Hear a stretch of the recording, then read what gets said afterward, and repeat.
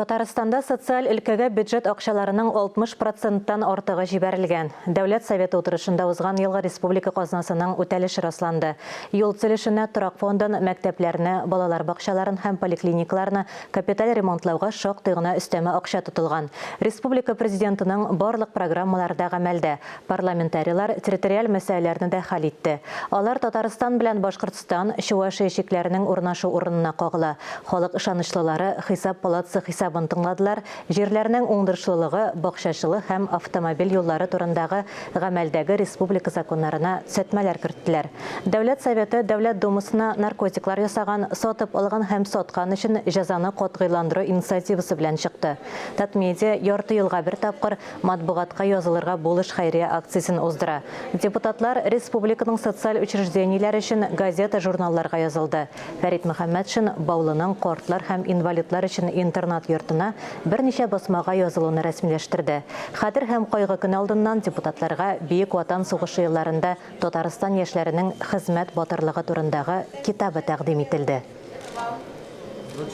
В перерыве, видите, так организованно депутаты подписываются на газеты, журналы республиканские и подписывают закрепленные дома престарелых, детские дома, значит, семей, которым нужна эта периодика, но таких возможностей нет.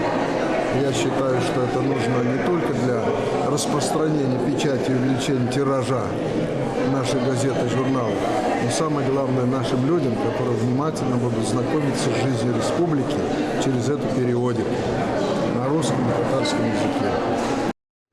Административ киртәләрне киметү, салым түләүләрендә ташламалар, дәүләттән ярдәм чаралары. Татарстан эшмәкәрләрен беренче чиратта борчый торган мәсьәләләр шулар. Сәүдә сәнәгать палатасында прокуратура, контроль органнары, икътисад министрлыгы вәкилләре катнашында бизнес берләшмәләренең түгәрәк өстәле узды. Хәзерге катлаулы икътисади шартларда кече һәм урта бизнес предприятиеләренә ярдәм итү турында фикер алыштылар. Чараларның берсе тикшерүләр үткәрүгә чикләүләр кертү. 2000-нән артык юридик зат аны қалды. Салым салуның яңа гадиләштерелгән системасы темасына да кагылдылар. С 1 июля вступает в систему новая система налогообложения. Это автоматизированная упрощенная система налогообложения, очень удобная. Значит, краткие характеристики этой системы налогообложения. 1 июльдән яңа салым салу системасы үз көченә керә. Табыштан 20% яңа кала. Салым түләүчегә берни дә эшләргә кирәкми. Именият взносlarını da түләттермиләр. Бухгалтерия штатында тоту таләп ителмей. Налоговая служба вместе с уполномоченным кредитным учреждением, где открыт расчетный счет у налогоплательщика.